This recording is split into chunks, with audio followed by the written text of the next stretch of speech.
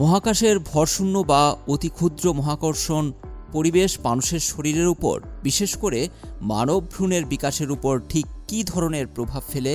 চিকিৎসা বিজ্ঞানের ইতিহাসের অন্যতম কৌতূহলী উদ্দীপক এই প্রশ্নের উত্তর খুঁজতে এক ঐতিহাসিক মিশন সফল করল চীন।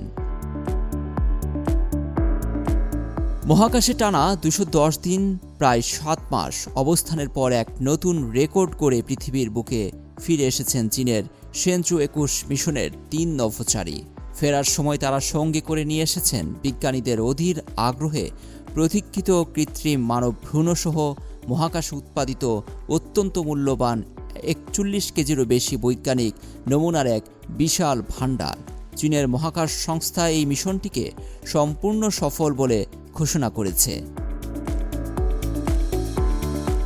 শেনচু-২১ মিশনের ৩ নভোচারী চাং লো, ও ফেই এবং চাং হোংচাং শেনচু-২২ নামক আরেকটি মহাকাশ যানে চড়ে উত্তর চীনের ইনার মঙ্গোলিয়ার তোংফেং ল্যান্ডিং সাইটে নিরাপদে অবতরণ করেন। চীনের নিজস্ব স্পেস স্টেশনে একক কোনো ক্রু বা দলের হিসেবে এটি এখন পর্যন্ত দীর্ঘতম সময় অবস্থানের রেকর্ড। বেইজিং সময় সন্ধ্যা ৭টা ২০ কন্ট্রোল সেন্টার থেকে অবতরণের নির্দেশ দেওয়ার পর মূল মহাকাশযানটি ধাপে ধাপে আলাদা হয়ে রাত ৮টা ১১ ভূপৃষ্ঠে স্পর্শ করে।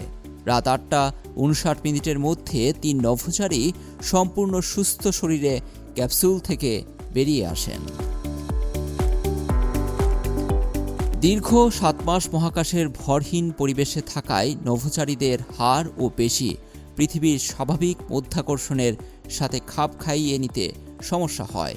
তাই ক্যাপসুল থেকে নামানোর পর তাদের সরাসরি একটি বিশেষ মেডিকেল ও হেলথ সুপারভিশন গাড়িতে নিয়ে যাওয়া হয়।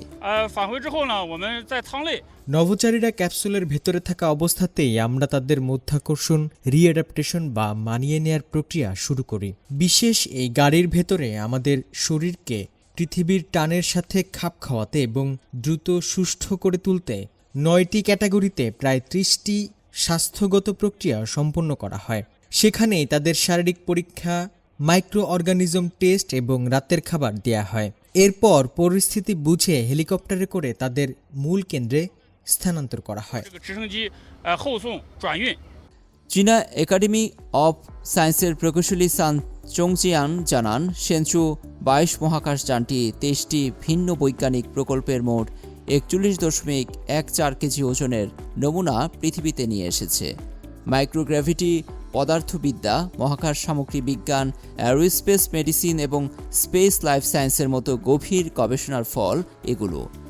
শান চংচিনের ভাষায়, এখানে ফিরে আসা প্রতিটি কিলোগ্রাম ব্যবস্থাপনায় বিজ্ঞানীদের কাছে অত্যন্ত মূল্যবান।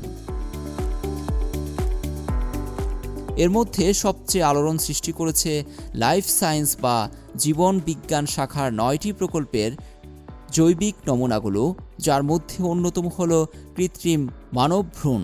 মহাকাশে থাকাকালীন নভোচারীরা সফলভাবে এই কৃত্রিম ভ্রূণগুলোর জৈবিক কার্যকারিতা এবং স্থিতিশীল রূপ ধরে রাখতে সক্ষম হয়েছেন। এখন পৃথিবীর ল্যাবরেটরিতে এগুলোর ওপর গভীর বায়োলজিক্যাল অ্যানালাইসিস বা জৈবিক বিশ্লেষণ চালানো হবে। বিজ্ঞানীরা মূলত দেখতে চান মাতৃগর্ভে সন্তান যেভাবে বেড়ে ওঠে মহাকাশের তেজস্ক্রিয়তায় ও মধ্যাকর্ষহীন পরিবেশে, মানুষের কৃত্রিম ভ্রূণের ক্ষেত্রে সেই বৃদ্ধি কেমন হয়। গবেষকদের মতে এই গবেষণার ফলাফল শুধু চিকিৎসা বিজ্ঞানের নতুন দিগন্তই উন্মোচন করবে না, বরং দূর ভবিষ্যতে গভীর মহাকাশে বা অন্য কোনো গ্রহে মানুষের স্থায়ীভাবে বসবাস এবং বংশবৃদ্ধির সম্ভাবনার ক্ষেত্রে এক মজবুত ভিত্তিশিলা স্থাপন করবে। লুৎফর কবির, সিএমজি বাংলা।